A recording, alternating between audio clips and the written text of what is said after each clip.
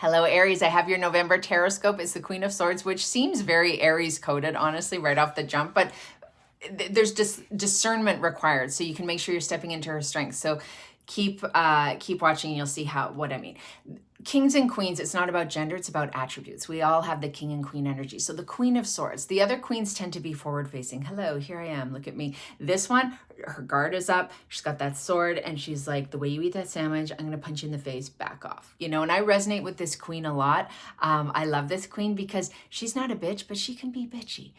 And it's not unwarranted. Her vibe is like, seriously, that's your answer? Are you kidding me with this? You know, she doesn't have time for shenanigans and dinglings because she got things to do and she gets things done. She has a fantastic work ethic, a really strong business acumen, and sometimes we need to step into that energy, right?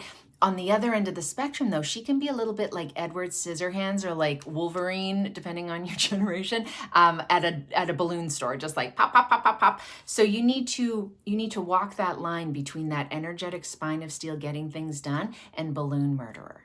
You know, and so with the Queen of Swords, you want to make sure that you are stepping into her strengths and mitigating her more challenging aspects. So just watch that, because Aries, you know, with the sword, like it's sort of like an act first, think about it later kind of thing, you know, beg for forgiveness rather than ask for permission, all that kind of stuff with that headstrong kind of energy. So you need to pick your moments, right? Of when to be that like charge ahead and getting things done, but just watch that it's not veering into like being so rigid and clenchy and being your own worst enemy. So whether you are an Aries Sun or Moon or Rising, let me know in the comments how this resonates. I always like to hear it. And it's also kind of fun to come back at the end of the month and look at what this message was and think about, oh yeah, this is how that showed up during my month. So yeah, that's kind of fun.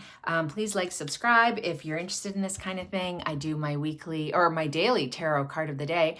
And burn your shit on Instagram at tarot.lori. There's all sorts of stuff going on. Thanks for stopping by. Bye.